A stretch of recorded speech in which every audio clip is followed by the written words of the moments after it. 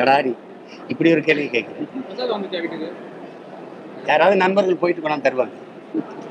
தம்பி, ராமருங்கிறவரு ஒரு வழிபாட்டுக்குரிய இறை என்பதை தாண்டி பாரதிய ஜனதா கட்சியினுடைய ஒரு ப்ராப்பர்ட்டி.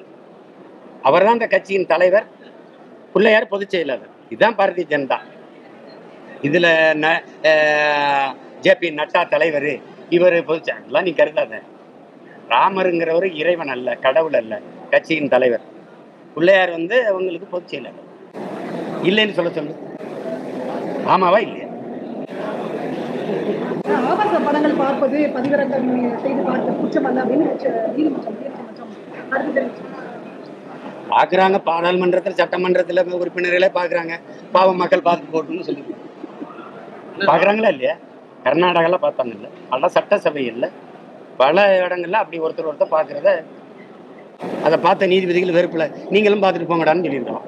அவ்வளவுதான். விஜயகாந்தோடைய பணி, மக்கள் பணியை வந்து திமுக அரசு வந்து மறைக்கிறது. அதை கண்டிச்சு வந்து 22ஆம் தேதி கள்ளக்குறிச்சியில போராட்டம் பண்றாங்க. பிரேமலதா வந்து அதை அறிவிச்சிருக்காங்க. இந்த அரசு மரியாதையுடன் இறுதி அடக்கம் செய்வது இல்லை, அது செய்யறங்க. இப்போ ஐயா ஜெமினி கணேசனுக்கே அரசு மரியாதை கொடுத்தாங்க.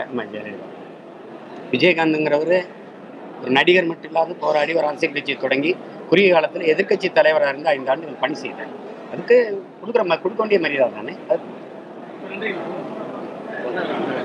ராமர் சிலையை பிரதிஷ்டை செய்வதற்கு தகுதியானவர் மோடி என்று எல்கே அத்வானியை தெரிவிச்சிருக்காரு. தேர்ந்தெடுத்தது ராமர் தான் அப்படின்ற மோடியா இல்லை, அதை அப்படி பார்க்கறது. மிகப்பெரிய சங்கராச்சாரியார்கள்லாம் மோடி வந்து ராமரை தொடுற அந்த இடத்துக்கு நாங்கள் வரமாட்டோம்னு சொல்றோம். இதை இந்த சனாதன தர்மத்தை போற்றுகிற சனாதன தர்மம் அப்படிங்கிற பெருமக்கள் தான் அது விளக்க சொல்லணும். மோடி வந்தால் நாங்கள் வரமாட்டோம்னு ஏன் சொல்றாங்க? அது என்ன தர்மம்ங்கிற கேள்வி இருக்குல்ல.